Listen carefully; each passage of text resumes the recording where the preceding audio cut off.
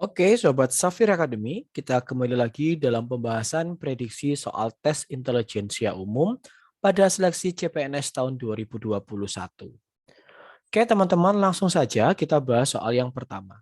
Soalnya adalah terkait dengan soal cerita.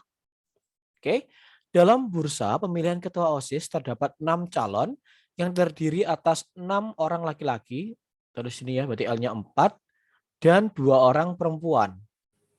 Oke. Dari seluruh calon akan dipilih ketua umum, sekretaris, dan bendahara.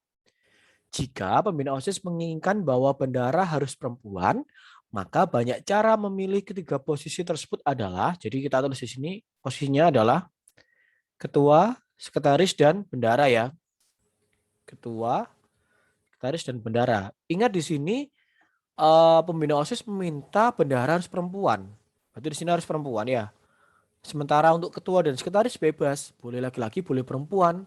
Artinya kita pilih dulu di sini teman-teman, mengisi bendahara kan ada 2 orang, di 2.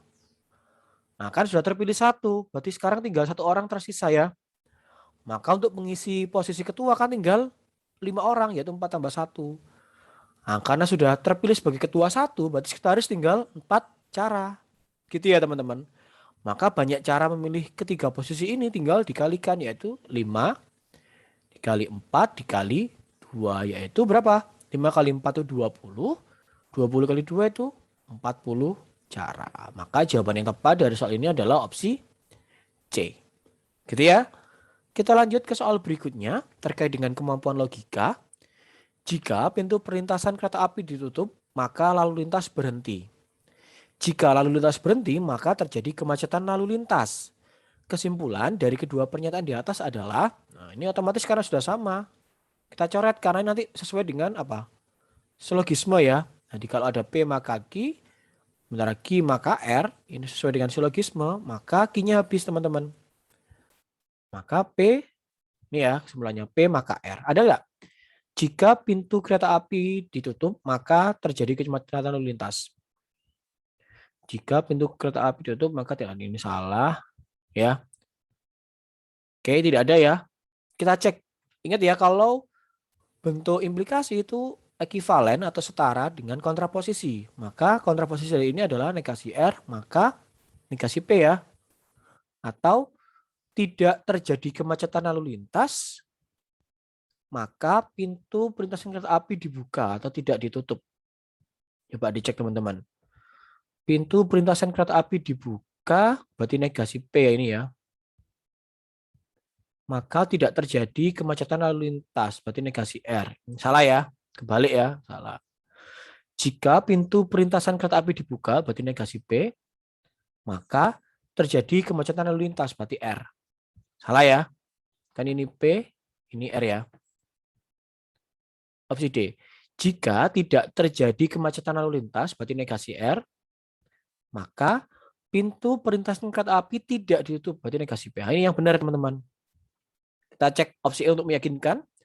Jika tidak terjadi kemacetan lalu lintas, berarti negasi R, maka pintu perlintasan kereta api ditutup. P ya. Nah, ini salah ya. Nah, jadi jelas bahwa jawabannya tepat dari soal ini adalah opsi D. Oke, teman-teman, bisa dipahami ya. Kita lanjut ke soal berikutnya terkait dengan kemampuan analisis. Oke. 6 orang karyawan BUMN memiliki tempat duduk saling berurutan dari pintu masuk ruangan. Nana tidak bersebelahan dengan Salim. Kita tulis di sini. Nana tidak bersebelahan dengan Salim atau Ita. Oke. Nana duduk di dekat Jufri. Berarti Nana duduk di dekat Jufri. Sementara Jufri duduk di sebelah Nike. Oke, di sini Nana saya singkat dengan NA, Nike NI ya.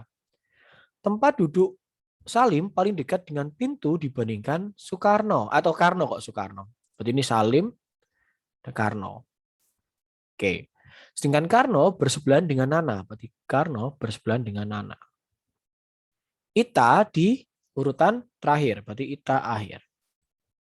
Nah, kalau kita buat skemanya ya teman-teman, ada 6 orang ya. Misalkan ini pintu ya. Ini pintu. Pintu. Oke, ada 6. Tuh, 2, 3, 4. Tuh, 2, 3, 4, 5, 6. Oke. Kita tulis yang jelas dulu, yaitu Ita di akhir. Berarti Ita di akhir. Oke. Kemudian kita tulis di sini, ingat ya, tempat duduk Salim paling dekat dengan pintu masuk dibandingkan Karno. Berarti ini Salim, berarti ini Karno. Jelas ya, paling dekat dengan pintu. Oke. Karno itu di sebelah dengan Nana. Berarti ini Nana. Beres. Nana berdekatan dengan Jufri. Jufri berdekatan dengan Nike. Ini beres. Kita cek. Nana tidak ingin berdekatan dengan Salim maupun Ita. Oke, agak jauh ya. Berarti ini benar. Oke, kita ke soal. Pegawai yang duduk di urutan ketiga dari pintu masuk ruangan adalah 1, 2, 3. NA, yaitu Nana. Maka jawabannya adalah opsi A. Gitu ya teman-teman. Semoga penjelasan yang saya berikan mudah dipahami dan bermanfaat. Terima kasih.